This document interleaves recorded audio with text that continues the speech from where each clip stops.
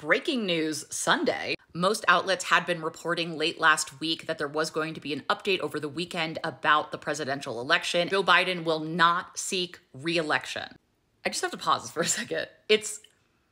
I know we say a lot that we live in unprecedented times, but we live in unprecedented times. And I also want to say that unprecedented, I don't think always has to be terrible. I think we could also look at this as brave times, in times where one needs to be courageous and do something that you normally would never do, like drop out this late in the game. But I actually think that this could rejuvenate the Democratic base. The polling has not been going in the right direction for Biden. Not that polling is everything. Plus, he was diagnosed with COVID. He is in his 80s, so we don't know what kind of impact that is having on his health. This is a big deal, and it takes some amount of removing your ego to do something like this. Granted, in 2020, it was positioned that Joe Biden would be someone who could bridge the gap, get America back on track, and then bring in somebody else, a different person at the top of the ticket to run in 2024. I don't know what happened to that plan, but the writing was on the wall for this one. One of the things that hurt Nixon when he was running against JFK was that JFK was younger, and they also had a television debate where you could tell that Richard Nixon was uncomfortable. Some might say he was a bit of a sweaty dick. And those optics matter. They have an impact. And unfortunately, it does not matter what Biden does. He can go on stage and bench press a cow, run a marathon, come back and deliver an eloquent 2-minute stump speech. It doesn't matter at this point. Whether that's fair or not, that is optics. And despite the fact that Trump is a felon and not that much younger than Biden, for whatever reason, he still appears young. We are in the 11th hour. We are in Doug Flutie throwing a Hail Mary pass, okay? You tell my family's from Boston. We need to do something big, and this is big.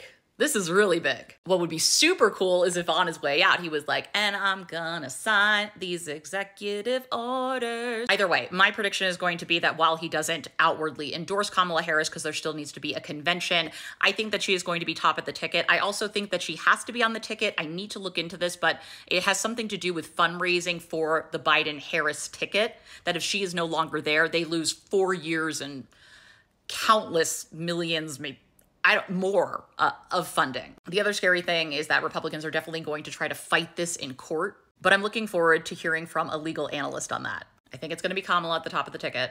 I think she is going to go out of her way to make sure to applaud all that Joe Biden did and talk about how she is going to build off of it. Obviously, this is scary for a lot of Democrats, but I don't think if they saw a pathway forward for Joe Biden, he would be out. There was too much chatter over the last week, plus the COVID announcement, for this not to be coming. When you vote, you're not really voting for the president, the man or woman in the Oval Office. You're voting for their administration. You're voting for the kinds of principles and platforms and issues that matter to you. You're not voting for or against a candidate or because you really love a candidate or you don't, because that is turning politicians into celebrities, and that kind of stand culture in politics I think is really dangerous. This is not a situation where we can act like things are normal on both sides and we can just talk about differences in foreign policy or border control. We have a guy on the Republican side, the party of law and order, who's a felon, who has a vested interest both with his court cases and rulings and also financials to be president and stay president. And sure, that sounds hyperbolic, but you know what? We now live in a world where January 6th is like, well, they were just protesting. Maybe it was Antifa. Something is very, very broken.